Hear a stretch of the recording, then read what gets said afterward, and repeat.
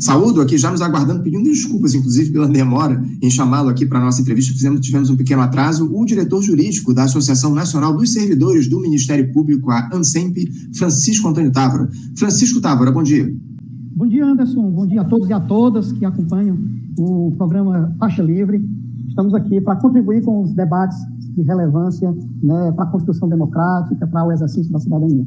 Fundamental a participação de vocês da ANSEMP para a gente fazer esse diálogo, o Francisco. Eu agradeço demais a tua participação aqui no nosso programa. Eu vou te chamar de Tony, né? Já que você se identificou como Tony, eu vou te chamar de Tony.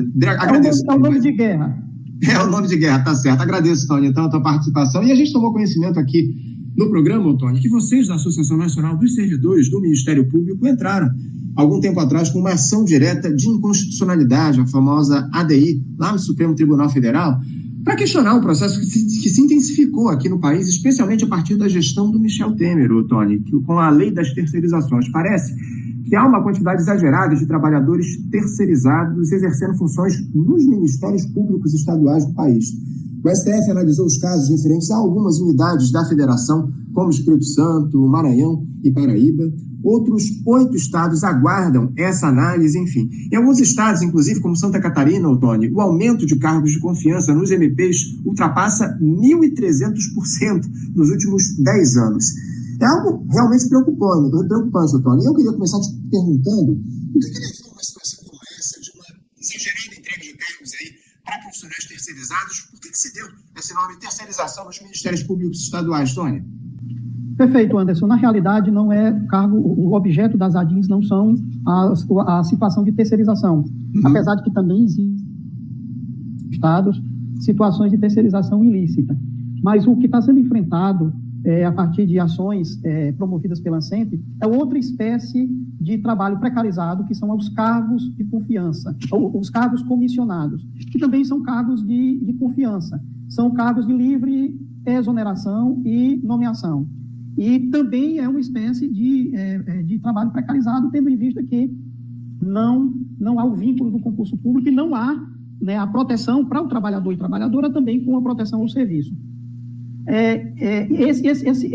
Esse crescimento tem ocorrido justamente nessa onda do Estado neoliberal, do Estado mínimo, de diminuir essa presença do Estado, diminuir o vínculo, a estabilidade do servidor público. Isso é grave quando vem do Ministério Público, que tem como missão a salvaguarda da Constituição e que, via de regra, promove ações contra a criação de cargos em comissão, quando é realizada a partir de prefeituras e outros organismos estatais. Os casos mais gritantes no Amapá, que está sendo até objeto de um embargo de declaração agora, que foi julgado improcedente o nosso pedido, numa situação de total aberração, né? Porque existem quase 1.000 cargos de provimento efetivo, 600 dele vago, 300 e poucos ocupados e 300 comissionados. Quer dizer que os cargos de provimento de comissão estão quase a mesma quantidade dos cargos providos por concursados. Aí tem Santa Catarina, que é outra aberração. O Espírito Santo, Anderson, me permita, o Espírito Santo está fazendo, esse ainda não foi julgado, não foi concluído o julgamento, porque o ministro Cássio Nunes Marques pediu vistas, mas já tem maioria formada, no sentido de julgar procedente o nosso pedido.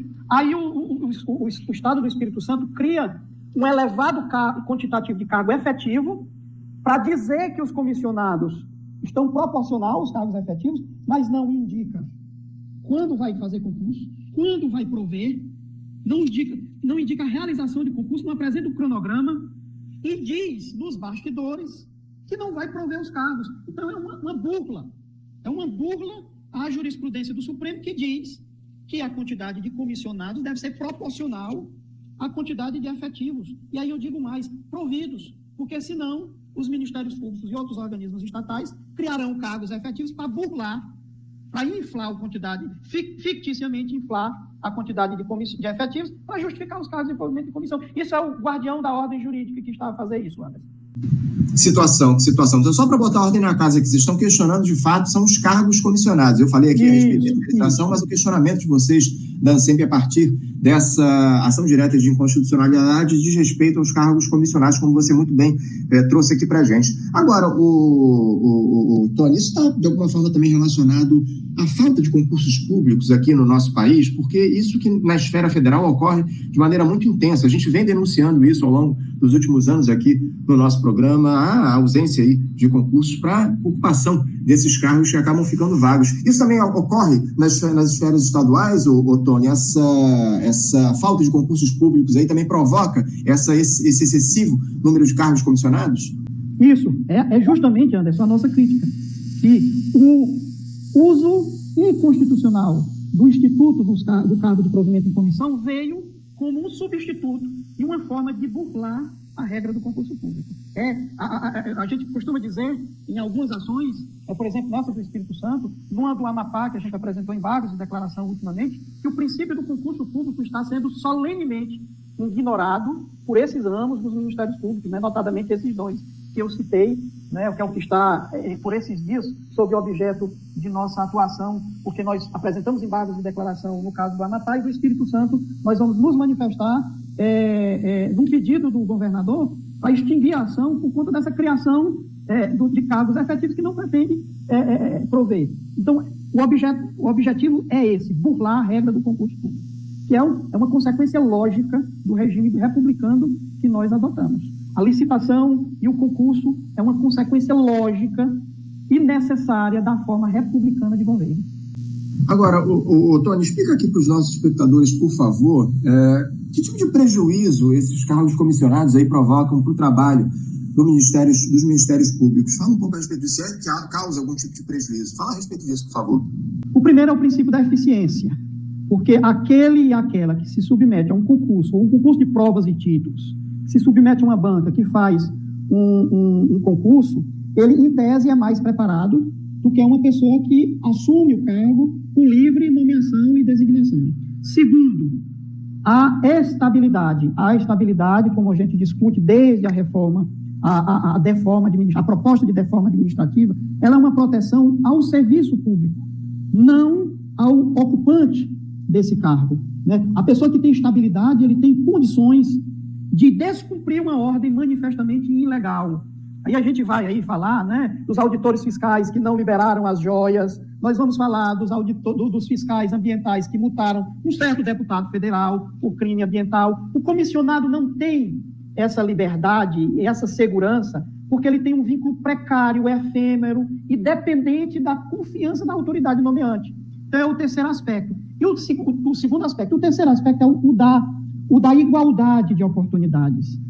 Você e eu, Anderson, que se tivermos interesse de prestar serviço para a administração pública, temos que disputar um cargo em igualdade de condições, né? E não porque conhece um amigo, porque tem a confiança de uma pessoa. Por isso que a gente diz que a licitação e o concurso é consequência lógica da forma republicana de governo e do princípio da igualdade que está incerto lá no artigo 5º da Constituição, porque assegura às pessoas que têm interesse em contratar com a administração pública igualdade de condições. Sem dúvida, sem dúvida. Essa questão da igualdade de condições que você traz aqui para a gente é muito importante a gente analisar e respeitar isso. Agora, Tony, eu queria falar um pouco mais a respeito do caso específico lá do Maranhão, né, onde foi declarada a inconstitucionalidade de uma expressão constante na lei estadual de número 8.077 do ano de 2004. Essa inconstitucionalidade foi declarada pelo Supremo Tribunal Federal, e ela que excluiu essa lei do percentual de 50% dos cargos em comissão reservados a servidores efetivos, os cargos comissionados com atuação nos gabinetes de promotoria e procuradoria de justiça. O Supremo Tribunal Federal, por unanimidade, considerou a ação direta para julgá-la procedente, para declarar aí a inconstitucionalidade. Tony, por que vocês tiveram de chegar a esse ponto de ir ao STF? Por que os estados criam essas legislações específicas para tentar burlar a Constituição? Justamente com o objetivo de ter em seus quadros pessoas de vínculo mais precários, que são muitas vezes mais subservientes, vamos assim dizer. Outro dia a gente ouviu uma declaração de um procurador do Ministério Público do Estado do Tocantins que diz que comissionado não adoece. Os efetivos adoecem muito. Os comissionados não têm o direito, não é, de adoecer, porque justamente pelo vínculo precário tem que se submeter a uma situação de mais subserviência, e esse é o termo mesmo, para manter, né, a sua forma de ganhar o pão de cada dia. E, no caso do Maranhão, né, o que nós apontamos é que a Constituição diz que um percentual de cargos em comissão será destinado aos servidores efetivos. Para que eles não sejam, os cargos de direção, chefia e assessoramento, que é próprio de comissão, não sejam tomados por pessoas sem vínculo permanente. A administração pública, que é permanente, não seja tomada por pessoas com vínculo precário e efêmero. E aí, no Ministério Público do Estado do Maranhão, ele determinou 50%, mas retirou do cômputo a maioria dos cargos de provimento em comissão, que eram justamente os cargos de assessoramento de promotor e de procurador de justiça, reduzindo, meio que indiretamente, mas reduzindo esse percentual. Que, por exemplo, os federais estão mais avançados do que os estaduais nesse aspecto. Por exemplo, todos os ramos do Judiciário Nacional é 50%. No governo federal é 50%, em alguns casos 60% de cargos, a depender da simbologia e do nível de responsabilidade. E lá no Maranhão, como por exemplo, na Paraíba, se retirou, né, a determinados cargos desse cômputo como uma forma de burlar, né, o percentual definido legalmente. Entendo. Agora, o Tony, os estados que já tiveram a matéria transitada em julgado lá no Supremo Tribunal Federal, que eu citei aqui ao longo da nossa entrevista, esses estados já cumpriram a determinação do Supremo Tribunal Federal? Como é que ficou isso? Por exemplo, o estado da Paraíba, né, nós devemos estar entrando com a nova ação direta de inconstitucionalidade. O estado da Paraíba ele não cumpriu, né? Ele utilizou inicialmente de um subterfúgio para diminuir o percentual. O Supremo disse que era inconstitucional, aí ele diminuiu diretamente, né? O Supremo disse não pode retirar tais cargos porque reduziria para 20%. E essa retirada de determinados cargos do percentual implica a redução indireta do percentual. Aí o estado da Paraíba reduziu diretamente, como se isso não fosse igualmente inconstitucional. Se antes existia uma burla, né, a gente apontava a burla, agora é inconstitucionalidade direta. O estado do Maranhão vai ter foi julgado essa semana, foi concluído o julgamento virtual essa semana, e eles vão ter 2 anos. Os efeitos da inconstitucionalidade foi modulado, foi adiado o cumprimento, foi dado um prazo, e esse prazo ainda tem mais ou menos um ano e pouco para que finde. Esses casos são os que já estão que já foram julgados. O estado da Bahia está com pedido o julgamento suspenso com pedido de vista, mas já existem 3 votos pela inconstitucionalidade. No estado do Espírito Santo, o julgamento também está suspenso por um pedido de vista, mas já há maioria formada para a declaração de inconstitucionalidade, e outros casos estão ainda tramitando. Eu estava com o meu microfone desligado aqui. Não, muito importante, Tony, muito importante a gente tratar dessa questão. É fundamental que a gente traga isso à tona aqui no nosso país. Agora, no caso do Ministério Público Federal, Tony, também há trabalhadores em cargos comissionados, há esse excessivo descumprimento que se dá em relação à Constituição, ou no MPF, o cenário é um pouquinho diferente do que ocorre nos estados? É um cenário um pouco diferente, né? Nós não temos esse problema, apesar, né, de que recentemente foram extintos cargos efetivos, né? E aí a gente tem que, doravante, acompanhar essa situação para analisarmos se há algum problema de inconstitucionalidade ou que no futuro venha a ocorrer. Mas, atualmente, a situação é muito mais gritante nos estados.